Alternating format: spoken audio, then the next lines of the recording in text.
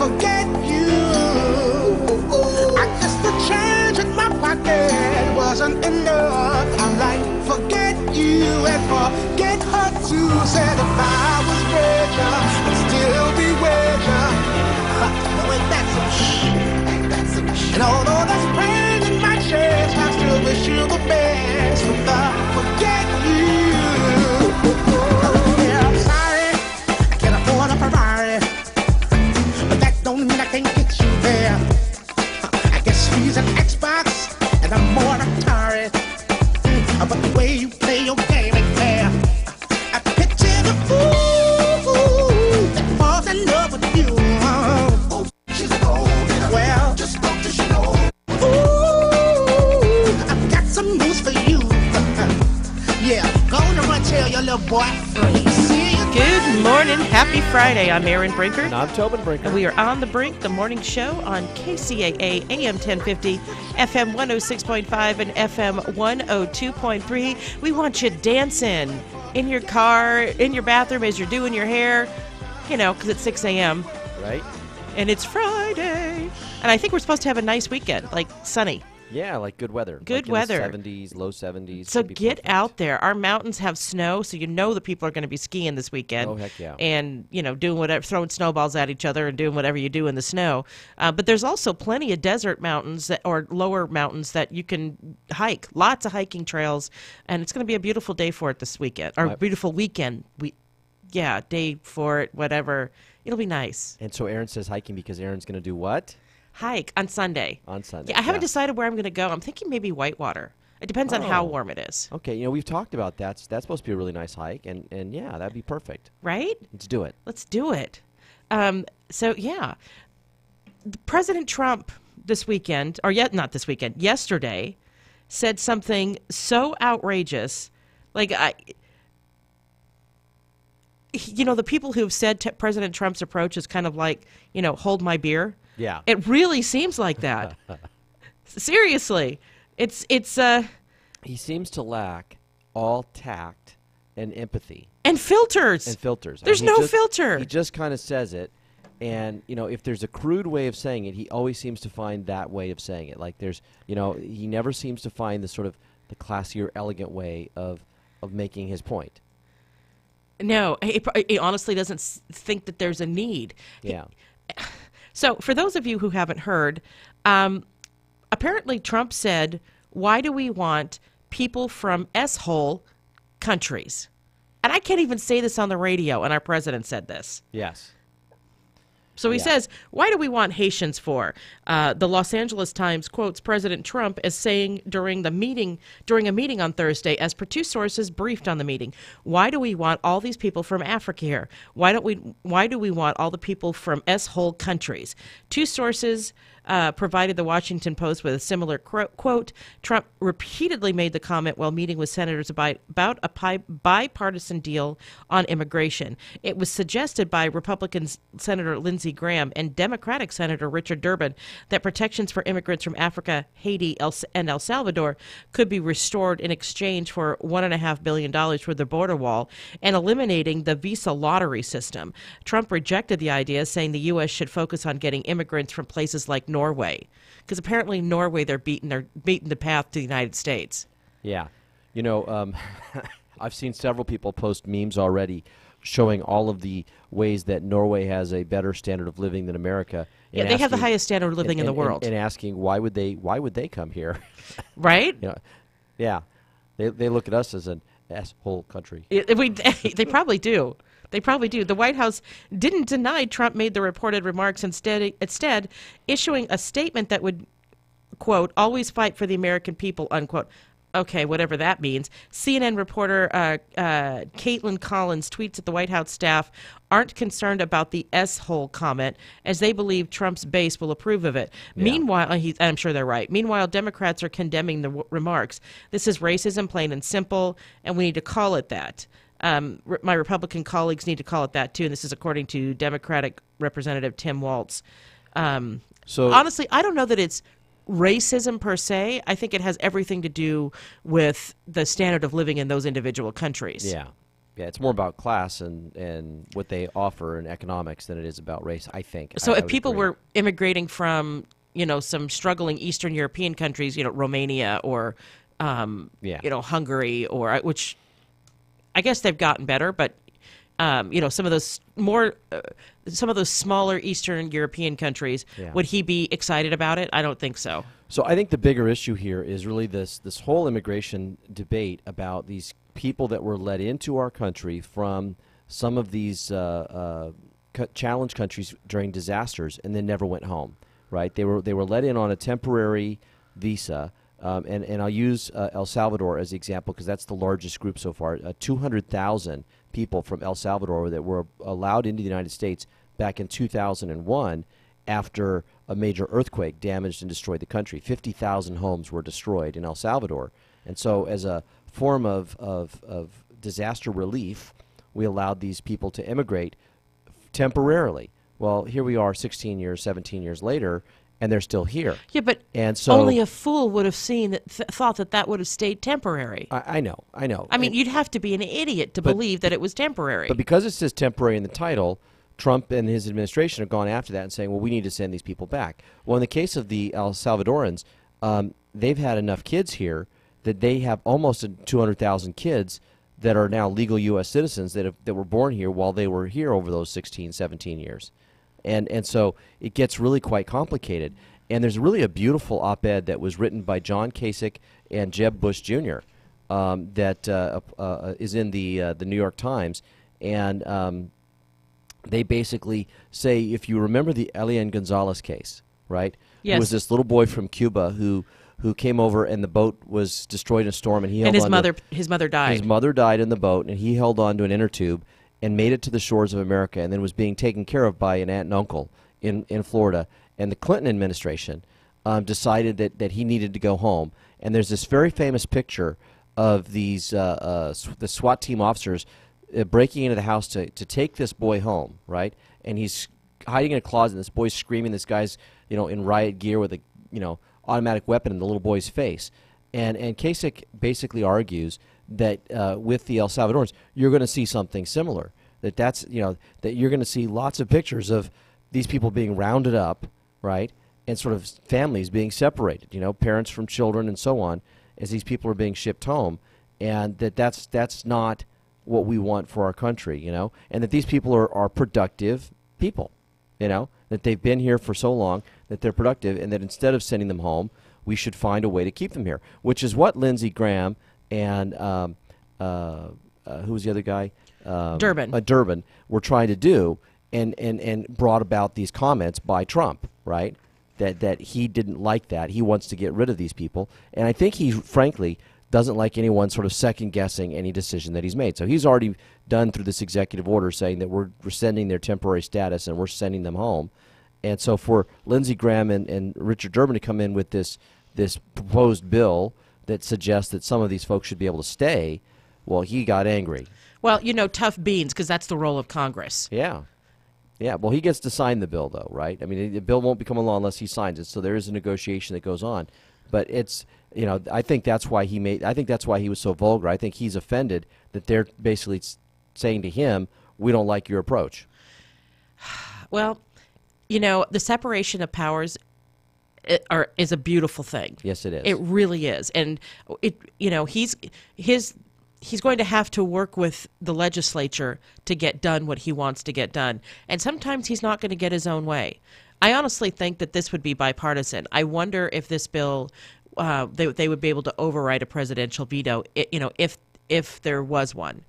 Yeah, I don't know. First off, I don't think they've got the votes yet. The Senate always is the sticking point on these issues. I think the House, they pretty much march in lockstep with whatever their party leaders tell them. But in the Senate, you've got a lot more differing opinions and people that are willing to sort of stand up and say, no, we're not going to do that. And so I think it's going to be interesting to see if they can find an immigration bill that can pass the Senate. That's the real challenging location right now is getting enough senators to vote for it, because I don't think they've got it. Well, I think if regardless of country, if somebody's here and they've made a life, and they came in legally, and they were legal until the president changed his mind. Yeah. And they're being productive. They raise their kids. There's no reason to eject them. Yeah. There's just no reason. Now, if somebody's committing crimes and up to no good, we don't need them here. I imagine, and I say this as a person who teaches history, that if they go ahead and do mass deportations of hundreds of thousands of people, millions of people, right, that'll go down in the history books, something like the Japanese internment. Yep. You know? I honestly think people would be up in arms and fighting it. Yeah. Americans would be up in arms and fighting it. Especially if they, have so many kids that are here that are legal citizens. And there was a story the other day about someone being deported back to Mexico, and the kids were legal, and so the parents were going, and they were leaving their kids here. I have to say, though, that I am not happy with chain migration. I think we need to put an end to chain migration. I agree. I agree, and I agree there needs to be changes. But I think, like you said, if they're here and they're being productive. Yes. But I mean for new people. Yeah. So if you come in and, you have a baby and the baby is an American citizen, that shouldn't then mean that all of your and everybody else gets to come in too. Yeah. You had a baby here. The baby's an American citizen, but you're not, and you just arrived, and at that point, that's a different story. Yeah. So with that, it's time for a break. I'm Aaron Brinker. And I'm Tobin Brinker. And I'm really confused. And we are on the brink, the morning show on KCAA. We'll be right back. What if I told you you'd never have to make a house payment again? What if you could pay off much-needed home repairs and even create an income stream based on the value of your home? If you're 62 years old or older, you could be eligible for a reverse mortgage. Call Tim Harrison and find out if a reverse mortgage is right for you. Call Tim at 800-566-2475. That's 800-566-2475. Tim Harrison, branch manager, NMLS number 170960. Broadview Mortgage Corporation is licensed by the Department of Business Oversight under the California Residential Mortgage Lending Act. License number 170952. Registered with the Nationwide Mortgage Licensing System and registry number 813B544. Broadview Mortgage, equal housing lender. Remember, if you never want to make a house payment again, except for property taxes, maintenance, and insurance, that's 800-566-2475. That's 800-566-2475. The staff and family at Toontime Stereo and Alarm take this time out to recognize and salute the California men and women in uniform standing tall for our political and economic freedoms around the world. Let's always remember them in our thoughts and prayers. Their efforts abroad and our support has kept America strong. This message is courtesy of your good friends at Toontime Stereo and Alarm at 1000 New York Street in Redlands. They are always working to keep our community moving in a positive direction. The caring people at Affordable Plumbing in Rancho Cucamonga take this special time out to recognize and salute the men and women in uniform that are standing tall for our political and economic freedoms around the globe. Let's remember them in our thoughts and prayers and letters from home. That's courtesy of Affordable Plumbing, your complete contractors with a reputation for quality work at prices you can afford. For an estimate, call 909-888-3260. Affordable Plumbing offers a military discount. That's Affordable Plumbing on the air because they care. This is Gary Garver. Are you having trouble getting a good night's sleep? Is it affecting your work and personal life? Well, South Pacific Sleep Lab can help you out. South Pacific Sleep Lab provides a personal sleep study to help you find out how to get a great night of sound sleep. I've been having sleeping issues during the night lately. South Pacific Sleep Lab evaluated me with an overnight study of my sleep pattern. With their professional staff, they were able to provide me with a diagnosis of my sleep pattern, and ever since, I've had no problems getting a great night of sleep. South Pacific Sleep Lab has locations throughout Southern California, and they will also provide transportation to any of their locations at no cost to you. South Pacific Sleep Lab can help you out 24 hours a day, 7 days a week. Just give them a call at 310-999-1887 to schedule your appointment today. That's 310-999-1887. South Pacific Sleep Lab. Start resting easy and sleeping sound today. KCAA is your CNBC News affiliate. We're the station that gets down to business. Tell me why. Tell me why.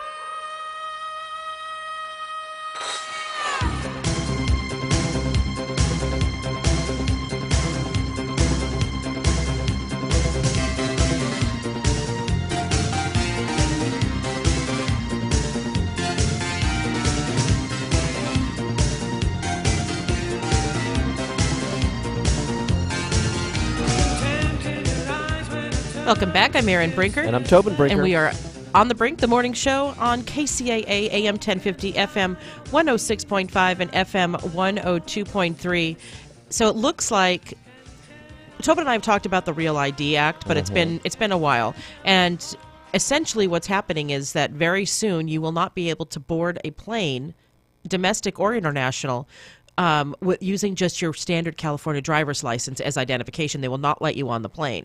Yes. The Real ID Act was passed probably 8 years ago. Yeah, a while ago. And it required that the state IDs comply with federal standards. So the federal standard has already kicked in, but California got an extension. And so in California, you have until October 1st of 2020 before you actually have to have the Real ID.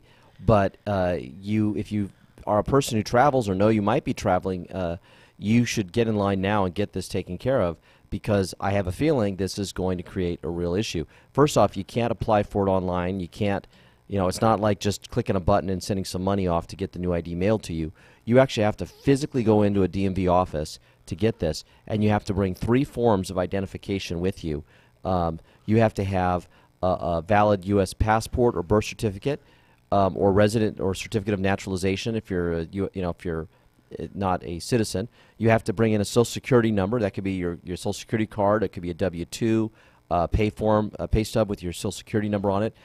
And you have to bring in proof of your California address. So a utility bill, rental agreement, mortgage bill, something like that to prove where you live. So you have to have all 3 of those items in order to qualify to get the Real ID, so they can do their background stuff. Why would you go through? Just get a passport. If you have a passport, yeah, you don't need a Real ID. Yeah, I know. It's funny, right? You have to take the passport in with you to get the Real ID. But I think people like it because it's a single little card as opposed to a passport that's a larger book. But the passports have we have the passport card as well. Yeah, and you can definitely get the passport card. But yeah, I think that this is fascinating, and you're going to see more long lines at the DMV, people, because that's what we need at the DMV, more long lines. But yeah, so you've got basically 2 years. But the good news is that this is open now. It's available starting January 22nd. You can actually get in line to start getting that Real ID card. And before then, California had kind of had the attitude of, we're not going to do it, right? I mean, they didn't even offer it. The state looked like they really weren't even doing anything to prepare for it. So the Real ID Act was actually passed in 2005, so it's even longer ago than I thought. Wow. Okay. And it came in response to the September 11th terror attacks. It's a standardized ID. Like we said, it's got to be. It's standardizing the ID requirements from state to state, because some IDs are more secure than others. And I think the reason why California identification did not work because undocumented aliens can have driver's licenses in the state of California. Yeah, exactly. And I think that's why it's become more essential that Californians get these Real IDs, because they need to be able to identify who's actually here legally. Right. Because you are talking about the aviation is federally regulated. Yeah. This is if something goes wrong, it's the feds that come in and investigate. So you got to do it. Get a passport. The thing about it that's sad, and I think of your students who may or may not be here legally. Yeah. And there's a class trip to D.C., or maybe there's a class trip, somewhere where they need to get on a plane, and they can't even consider it. So this is fascinating to me too, because when I've taken students on the D.C. trip, the way the law works is that I, as the adult chaperone of that traveling party, have to have the proper ID. And the kids they don't have to provide any ID for kids that are that age, middle school age. Yeah, not until you're 18. Yeah, and so I wonder if that's changed under this Real ID Act, if even young kids now are going to have some sort of identification, like this. And so I'm going to have to look into it a little more closely to find out if that's true, if that aspect of it changes. So in the requirements, that the link that was in the article, in the requirements, there's nothing about age. So it means that everybody has to do it. Okay. Interesting. Yeah, because I don't see anything about age. So, yeah. And you can, if you've got a valid, like if you got a green card with a valid permanent resident card, that is okay. That serves as your documentation, certification of naturalization or citizenship. It can serve as your documentation. Unexpired employment authorization document. If you are here, like with an H-1B visa, that serves as that's okay. So, yep, things are getting real, more difficult. Yeah. So, did you hear about there was a mugging on a school campus in San Bernardino at Arrowhead Elementary School? A San Bernardino Elementary School custodian is recovering after he was attacked and robbed Thursday morning on the campus of Arrowhead Elementary School. The attack took place at about 7:30 a.m. before any students were at the school, and the school is at 3825 North Mountain View Avenue. And this happened in one of the parking lots. The custodian is being treated in the hospital and is expected to make a full recovery. As a result, there'll be an increased school police patrol for the remainder of the week. It wasn't clear what was taken during the attack, and a description of the robbers was not immediately available. Garcia said the school officials will be sending a letter home about the incident, and they'll also be reaching out through robocalls. And, of course, the school district's police is investigating the attack. So there's so much about this story that's disturbing. I mean, A, that it's on a school campus, B, that it's so early in the morning, right? I mean, typically when you think of violent crime, it's something that happens in the shadows of the night, right? 7:30, the sun is up. I mean, this is pretty brazen. It is. And 7:30, I don't know exactly what time that school starts, but you got to figure that's not too far away from the start time. I mean, there's probably other folks on the campus, and I guess we're lucky that it was just the single custodian and not other people that were harmed. And I'm hoping and praying for this person's recovery because, this is it's scary stuff. It is very scary stuff. So, yeah, we'll follow this story if there's any more breaking news about it. We, of course, will cover it. And it is time for a break. I'm Erin Brinker. And I'm Tobin Brinker. And we are on the brink, the morning show on KCAA. We'll be right back. KCAA Loma Linda, 1050 AM, K292 FQ Riverside, and K293 CF Moreno Valley. NBC News Radio, I'm Lisa Carter. Didn't say it. President Trump is denying on Twitter this morning that he used crude profanity in referring to Haiti and African nations during a White House discussion on immigration with lawmakers. The president denying that he made those vulgar comments, tweeting, quote, "The language used by me at the DACA meeting was tough, but this was not the language used." NBC's Kristen Welker, a White House statement issued after yesterday's meeting, did not deny Trump used the term. Deal or no deal? A bipartisan group of senators says a tentative deal has been struck on boosting border security and protecting young immigrants. A short time after the deal was announced yesterday, White House Press Secretary Sarah Sanders said there was no deal. She insisted negotiations are continuing. At least 43 people still missing after deadly mudslides in Southern California. Search and rescue operations are continuing around the clock. Lisa Carter, NBC News Radio. It's time for your KCAA AM 1050, FM 106.5, and FM 102.3 traffic report. I'm Erin Brinker. In Ontario, on the 10 westbound at Milliken Avenue, an accident has been cleared. In Lake Elsinore, on the 15 southbound before Lake Street, a wreck has been moved way over to the right shoulder. In Temecula, on the 15 southbound at the 79 South Temecula Parkway, there's a crash on the right shoulder. And in San Bernardino, on the 215 southbound at University Parkway, an accident has been cleared. The 215 northbound is slow from Eucalyptus to University. This has been your traffic on KCAA. We are the stations that leave no listener behind. I'm Erin Brinker. Hi, it's Jan Elliott in Snow Country. Well, skiing and riding on our 3-day weekend delivers loads of fun for the family. At Mountain High, you've got pack powder machine groomed snow with close to 10 runs off of West Mountain and day and night skiing over the weekend. Bear Mountain on close to 12 trails and up to 3 feet of base. At Mammoth, you're looking at about 90% of the mountain open, 135 trails. And Bear Valley has the Winter Explosion Saturday, fireworks, torchlight parade, live music, and a ton of fun. At Sugar Bowl, over 20 trails Trail, Squaw Valley on close to 50, Alpine Meadow skiing 30 runs, variable conditions. And in the Rockies, Crested Butte picked up 20 inches this week. Today's report brought to you by Indeed.com. Are you hiring? Join the over 3 million businesses that use Indeed.com for hiring. You can post a job in minutes and manage your candidates from an easy-to-use dashboard. Post your next job on the world's #1 job site, Indeed.com. I'm Jan Elliott on the trifecta of talk, 1050 AM, 106.5 FM, and now 102.3 FM, the stations that leave no listener behind.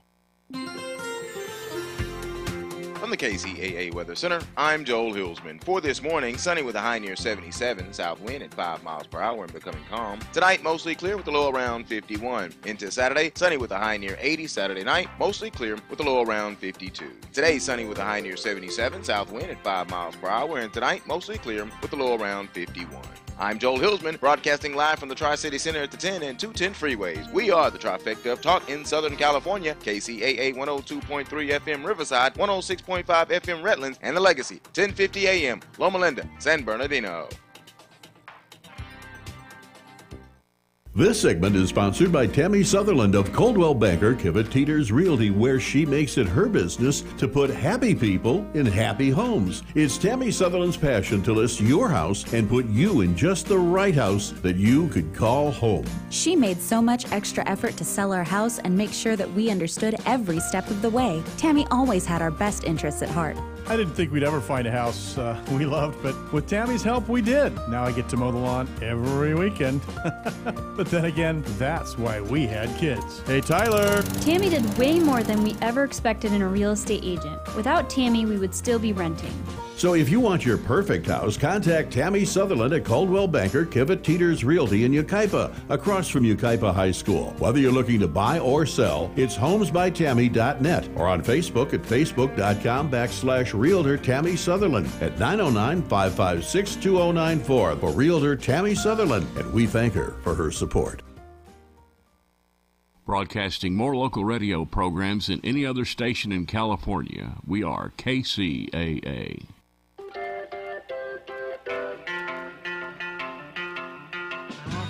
Love was only true in fairy tales, and for someone else, but not for me. Our love was out to get me, that's the way it seemed. Disappointment haunted all my dreams. Then I saw her face, now I'm a believer. Not a trace of doubt in my mind. I'm in love, I'm a believer. I couldn't leave her. Welcome back. I'm Erin Brinker. And I'm Tobin Brinker. And we are on the Brink, the morning show on KCAA, AM 1050, FM 106.5, and FM 102.3. And so excited to welcome back to the show Stuart Haniff from Feeding America here in Riverside and San Bernardino counties. Stuart is the Director or Chief Development Officer. You will correct me if I get your title wrong. And their goal is to get food in the mouths of kids and families throughout the region. So, Stuart, welcome to the show. Thank you so much. Happy New Year, Erin and Tobin. Nice to speak with you again. Happy New Year. So, as for my title, I think probably what sums it up best, I and our team are here to feed people here in the Inland Empire. There you go. The most important thing. That's awesome. That's awesome. So, it's wonderful. We're back to Food Bank Friday to start the new year, right? Give you updates and fill everyone in on what's happening, all the exciting things in our community. Yes, and now that we're behind the holiday season, where everybody's is kind of focused on giving food because the holidays are so much about food and drinks, but people in need to eat all year long, including in January. And that's what we always talk about, Erin, is unfortunately hunger is not seasonal. Long after the goodwill and the giving spirit of the holidays, I'm sure you all know, Thanksgiving, Christmas time, people are in a very charitable mood. People are always talking, as you said, about food. And it's really the top of mind of everyone. You know, food drives, set an extra place at the table. The challenge is these 800,000, that's 1 in 7 adults, and even more sadly, 1 in 4 children that struggle with hunger in the Inland Empire every single day. They're still here. in the new year, and we're still here trying to make sure that they have enough. As I always talk about, we feed 425,000 children, families, seniors, veterans every single month. We do that by partnering with 450 nonprofit charities here, right here in San Bernardino and Riverside County. And that's a huge number. I always tell people that's a large number. That's Dodger Stadium full 7 times. But the number of people that are actually still struggling, when you look in our community, and these are people right here. These are our neighbors. These are people all around us. The thing is, hunger, as I said, is not seasonal, but it's also invisible. It's also faceless. We have no idea how many people go to bed at night hungry. And that number is over 800,000. That's Dodger Stadium full to capacity over 14 times. And that's right here in our neighborhood. Wow. I mean, those numbers are kind of unfathomable. You know, it is, but I always say that Feeding America, Riverside, San Bernardino, and our community, we're bigger than hunger, because by working together, we can feed those around us. And I'll tell you, there's so many great ways. A new year brings all kinds of new energy, new opportunities. We always encourage people to come and volunteer. They can come to our food bank Monday through Friday, 8 until 3:30, and they can help pack and sort food. We also have select weekend opportunities where families can actually come as a group. And I say it's more like packing hope, because you put these boxes together, you sort food, and the next people who touch that, you have no idea when their last meal was. So it's a really powerful experience. The other thing is, we have one of the greatest multipliers, and I've been in nonprofit for most of my life, and I know, Aaron, you work with a lot of nonprofits. $1 is enough to provide 9 meals. $1 provides enough food for 9 meals. That's crazy. So when people say, I can't give because what I give won't make a difference, that's absolutely not true. It might, in fact, be $1 or $2 to us, and maybe to us that's not a big deal, but to someone else that can mean the world. Wow. And we have a wonderful program that we're really going to be focusing on this year, which is called our Monthly Program for Giving, MPG. And really, when you think about it, food is fuel. Without food, we can't do anything.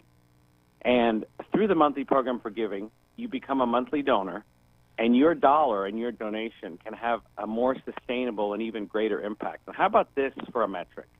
Just $10 a month. $10 a month. That's basically one Starbucks or one latte per week. $10 a month can provide enough food for a family of 4 for 3 months. Wow. Whoa. And let that sink in for a second. For 3 months. So you have 4 people who do that, and that family's fed for a year. Exactly. And that's why when I say that this is something that is a huge challenge, but our community is not only up to the challenge, but we can meet the challenge and exceed it. And if we all work together, just think about if we were to sign up an ad, 1,000 donors for monthly giving, how many people that could feed? 1,000. It would have such an exponential impact. Our goal is to be here until hunger is not, and to eliminate hunger altogether. And as I said, you can volunteer, you can be a monthly giver, a monthly donor, a quarterly donor if you prefer. And then we have a great event coming up, and this is our 3rd annual. It's called Ladles of Love. And what's really unique about this is it's a soup kitchen style lunch in our warehouse. And it's completely free. It's open to the public. It's on February 21st. It's 1 hour of your time. We promise to have you in and out in 1 hour. And it's incredible because it gives our community, we basically open up the doors of the food bank and give everyone out there the chance to experience our mission firsthand, in person, meet volunteers, hear from some of our agencies and our partners, take tours. And we're going to provide you lunch, and all we ask is you come, bring some of your friends, your colleagues, your coworkers, and take a chance, take an hour out of your day to really see the impact of what we do and what we can all do together. Wow. That actually sounds like it will be a powerful event. It really is, because it's, we talked about the gala a couple of months ago, and this is sort of the gala flipped on its ear, because for the first thing, it's free, it's open to the public, and it's mission-based. So people will come and they'll have lunch in our warehouse. We take out all of the sorting tables and all the boxes in our warehouse, and we set up tables and chairs, and it's a soup kitchen-style lunch. You get to hear from some of the schools we work with our kids' produce markets. You get to hear from volunteers. We're actually going to honor 2 folks for our Volunteers of the Year. And it's a really tight, really powerful, impactful 1 hour. We'll have you in and out in 1 hour, and we're going to feed you. We have delicious soup and bread from our friends at Romano's in Redlands and Riverside. And this is the 3rd time we've done it, and every year we've doubled. So we want to invite everyone that's listening right now. Please come have lunch on us, and I guarantee you it's an hour that will change your life. So how do people get more information about this and other events? Absolutely. You can visit our website, which is Feeding America IE. Don't forget the IE, inlandempire.org. Or you can give us a call, 951-359-4757. And so go online and visit us. On your website, can I register to volunteer, or do I need to call for that, or how does that work? You can sign up on our website to volunteer. There's an actual portal, a form to fill out and sign up, and you can see when we have availabilities. And you can also learn more about ladles. You can sign up to be a monthly program giver, and you have all the information right there. Wonderful. Well, Stuart Haniff, thank you as always for joining us, and thank you for all the wonderful work that you do. I mean, food is fundamental, right? Food is, if you don't have food, you don't feel safe, you can't learn, you can't be productive. You need food to live. Absolutely. Food really is life. It really is. So, again, thank you so much for joining us, and we look forward to talking to you next month. Thanks again for having us. You guys have a great day. Thank you. You too. So with that, it's time for a break. I'm Erin Brinker. And I'm Tobin Brinker. And we are on the Brink, the morning show on KCAA. We'll be right back. The Osgood File. This is Charles Osgood from the Dell Small Business Studios. Here's something most of us would rather not do. Get a tooth filled. It's uncomfortable and sometimes painful. It can be pretty expensive, and having a numb mouth for hours afterward can be awkward too. So what if we could make our teeth repair themselves and do away with the dentist drill? Stay tuned. Teeth can sometimes be a real pain in the mouth. They can decay and develop holes, and when that happens, you know the rest. But researchers at King's College London have come up with a way to make teeth repair themselves. When they start going bad, no drilling involved. They have found that a drug called tideglusib, used to treat dementia, encourages cells in the dental pulp to heal small holes. It's worked in mice, and the experts are confident it will work in humans too. They soaked a biodegradable sponge in the drug and then put it inside the cavity. That seemed to fire up the natural abilities of the tooth, leading to what researchers call a complete, effective, natural repair. The sponge eventually broke down and disappeared, and the tooth was healed. The standard repair for cavity has been for the dentist to drill out the tooth and pack it with a filling made from metal or composite of powdered glass and ceramic. So when could dentists unplug their drills? Well, it's best to keep brushing regularly for a while longer. One researcher says with some luck, this approach could be commercially available in 3 to 5 years. Other researchers are experimenting with electricity as a way to make teeth repair themselves. Not sure how that will work, but in any case, a lot of us won't be sad to see those drills go away for good. The Osgood File. This is Charles Osgood.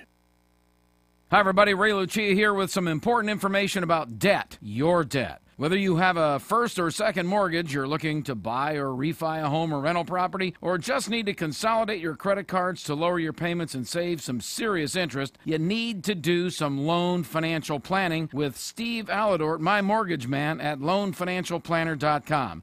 Now, Steve's not your garden variety mortgage broker. He actually spends time evaluating how you can use the current super competitive interest rates to pay off your mortgage early. Purchase a rental property, improve your cash flow, upgrade to your dream home, or even help your kids or grandkids get into a house. That's what loan financial planning is all about.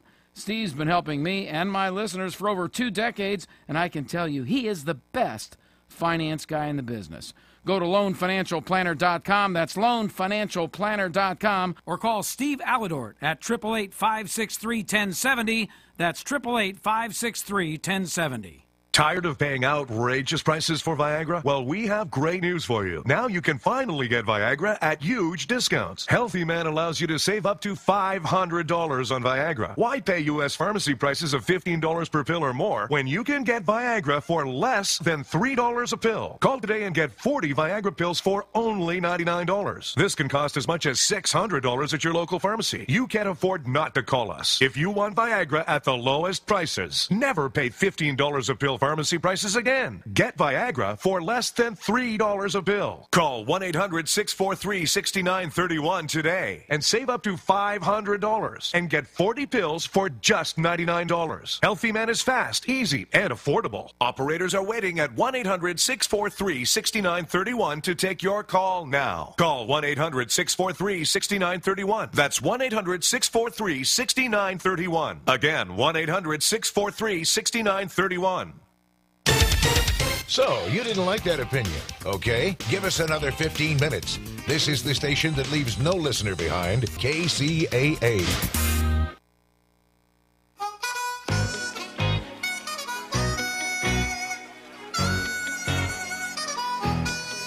It's going down. I'm yelling timber. You better move. You better dance. Let's make a night you won't remember. Welcome back. I'm Erin Brinker. And I'm Timba. Timba? Isn't that the song? Oh. Is it Timber? Timba? It's Timber. Yeah. Yeah, we have a family joke about that, so I just threw that in there. Little family joke. We had a dog named Timber when I was little, and my mom sometimes when she was mad at me or my brother. Whose name is Todd. Of course, everybody, he's been on the show, is Todd. And so she would go down the T names. Todd, Tobin, Timber, whoever you are. And you knew you were in real trouble if Mom was calling you Timber because she was flustered and you were in trouble. So I'm just saying. You know, we've all done that as parents. Right? Who are you? I'm mad at you. I know. Get over here. They start calling the kids the dog's name or the cat's name or whatever. Yeah. So with people making their spring break and summer plans for travel, and many of us, like especially here, like to go to Mexico. The United States State Department has given 5 Mexican states the highest U.S. do not travel warning. 5 states in Mexico have now the sternest do not travel advisories under a revamped U.S. State Department system unveiled on Wednesday, putting them on the same level as war-torn countries like Syria, Yemen, and Somalia. Those 5 states, and I'm going to pronounce the first one wrong, Tamaulipas on the U.S. border, Sinaloa, Colima, Michoacan, and Guerrero on the Pacific coast. And all the states are hotspots of cartel activity, either hosting trafficking routes or extensive drug crop cultivations. The State Department had previously discouraged travel to all or part of those states, but the new warnings are sterner, placing them on a level 4 warning, the highest level of potential danger. Mexico as a whole has a level 2 rating, meaning Americans should exercise increased caution because of concerns about crime. But an additional 11 Mexican states got a level 3 warning on Wednesday, which urges people to reconsider travel. Mexico has 31 states, half of which are now under level 3 or 4 warnings. The states where Americans are urged to reconsider travel includes the state of Mexico. That's Mexico's most populous state, which includes most suburbs of Mexico City. And Jalisco, home of Guadalajara, the Puerto Vallarta resorts, and the lakeside expat community of Chalapa. And, oh my gosh, Ajijic. But the travel advisory said there are no restrictions on U.S. government employees for stays in Guadalajara, Puerto Vallarta, and the other Chapala and Ajijic. I have no idea. Yes. AJIJIC. Most northern Mexico most of northern Mexico, including the border states of Chihuahua, Coahuila, Nuevo León, and Sonora, as well as Durango, Zacatecas, and San Luis Potosi, are under level 3 warnings. So be careful out there, folks. Yeah, over the last year or so, we've seen the various news stories coming out of Mexico with all of the drug violence, right? And I believe if you look at the numbers, just the sheer numbers and volumes of people who've been killed in these kinds of things, it really is in some respects in some of these areas like a war zone. So Juarez, Mexico, which is neighboring El Paso, and when the borders were more open, people lived and worked on either side of the city and traveled back and forth pretty freely. I mean, it was this one El Paso, Juarez was like one metropolitan area, and with the rise of the cartels, it is now known as Murder City. Yeah, it's bad. So further in the article, they talk about Colima, and they say that homicide skyrocketed in recent years due to the growth of Jalisco's new generation drug cartel, and the state has Mexico's highest homicide rate with 83 killings per 100,000 residents, according to figures for the first 11 months of 2017. Now, it's interesting. I look at that number, and I wonder how that compares to other places. Yeah, we've got some cities around our country that are pretty violent. And it'd be interesting to see if Mexico is now telling people, hey, don't go to Chicago, don't go to Detroit, don't go. They're putting warnings on certain American cities for the high level of violence. So the state with the second highest homicide rate, 61.6 per 100,000, was Baja California Sur, home to the twin resorts of Los Cabos. The state conserved its level 2 advisory, exercise increased caution despite a series of shootouts and killings in recent months. Rising levels of violence have not so far affected Los Cabos, which saw a 16% increase in tourism arrivals and 18% rise in hotel occupancy in 2017. So they've got a problem. Yeah, it's interesting. People go there for their holidays, right? And there's certain because it's beautiful there's down certain there. destinations that Cancun, Cabo San Lucas, Puerto Vallarta. These are the big hotspots that people go to, and if violence is erupting there, that can not only affect the people's lives who are involved, but the economy of those areas is so tied to tourism. So if people stop going, that could really hurt Mexico big time. Yep. So speaking to local media earlier this week, Tourism Secretary Enrique de la Madrid said, quote, "In my opinion, the most important challenge we have in the tourism sector are crime events occurring where they didn't before. For example, in Cancun, La Paz, and Los Cabos."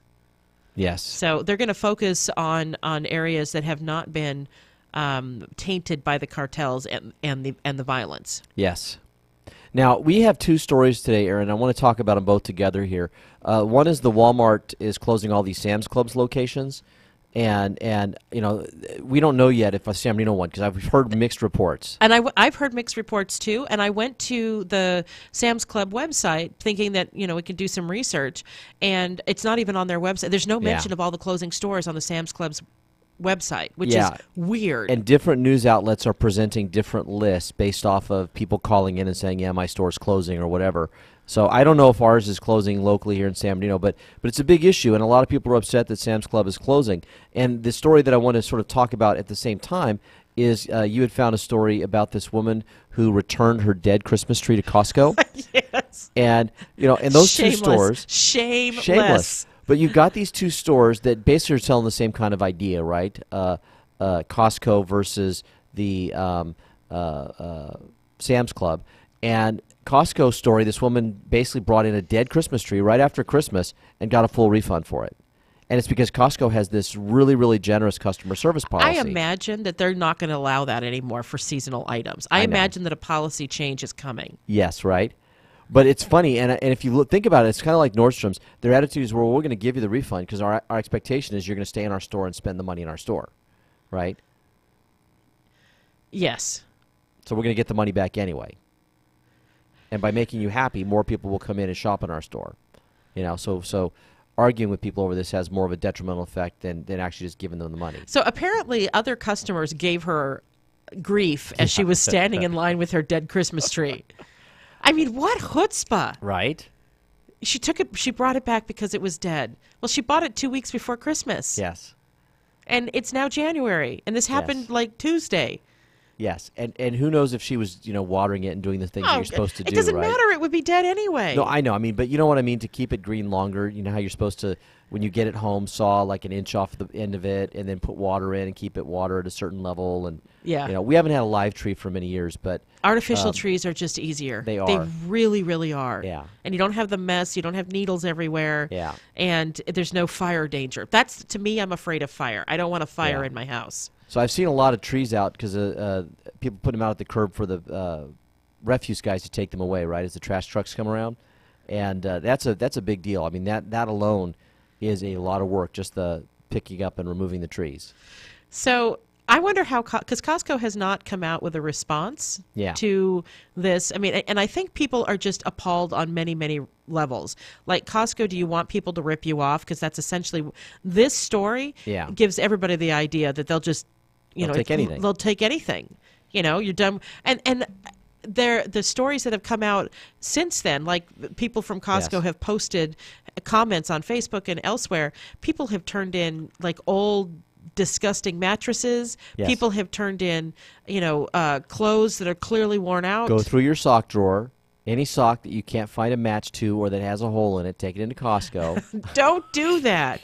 That's theft. Don't do that. This sock's defective. I want a full refund. It came without the other sock. Right. Sure it did. No, and it looks all old and tatted. And they're like tattered and they're like, what? Yeah. Well, but a mattress, an old mattress. Ew. Yeah. Ew. You and I both worked in retail when we were younger, and we had people who'd come in sometimes and really try to take advantage of the refund policies. Yes. At the end of the season, we would see people trying to turn, to return all of their summer clothes, and they had armpit stains on them, and they were obviously been well worn. It's like, God, you are just a scumbag. Don't do that. Yes. It's just so unethical. It really is. It really, really is. So, and they, the people who took a picture of her, like standing in line with her dead tree, like crossed out her face. I kind of wish they hadn't. Right? You want to know who she is. Yeah, I do. So with that, we are completely at the end of our show for today. I'm Erin Brinker. And I'm Tobin Brinker. And we are On the Brink, the morning show on KCAA. Have a great weekend, everyone.